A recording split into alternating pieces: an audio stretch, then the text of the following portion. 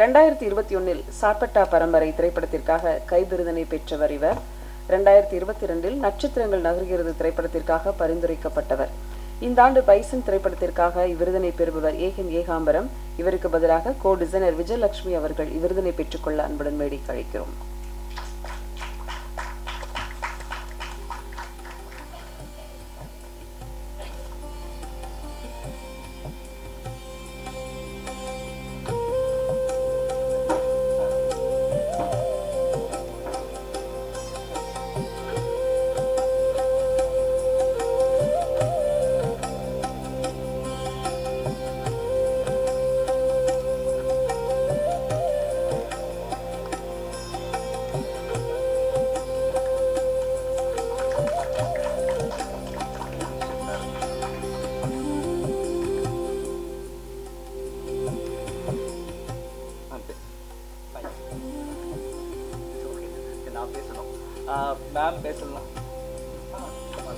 Hello ma'am பேசலனாலும் நான் பேசணும் அப்படின்னு நினைக்கிறேன்.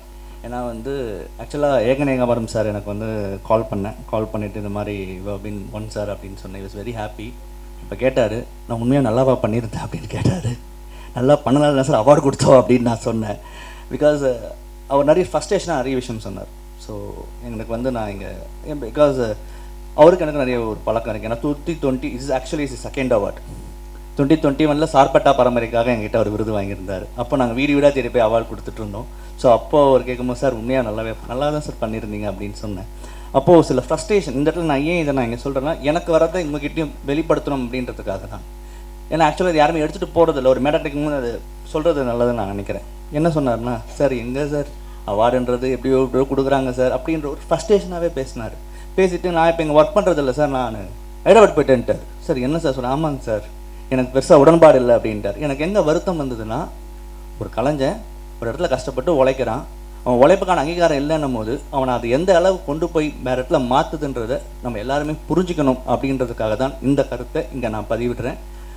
எனக்கு என்னென்னா, அப்படிப்பட்ட எந்த ஏகன் ஏகாம்பரம் சார் மாதிரி ஃப்ரஸ்ட்ரேட் ஆகி யாரும் எந்த கலைஞரும் எங்கேயும் போயிடக்கூடாது. அவனோட திறமையை காட்ட அவனோட இதில் இருந்து வேலை செய்யணுன்றதுக்காக முக்கியமான விஷயம் என்னென்னா, விருது கொடுக்குறவங்க கொஞ்சம் ரிசனமாக திறமைக்கு அங்கீகரித்து விருது கொடுங்கன்றது நான் சொல்லிக்கிறேன். இப்போ நான் இதை பேசுறது எல்லாமே அவர் சார்பா. ரொம்ப நன்றி. Thank you ma'am. Thank you so much.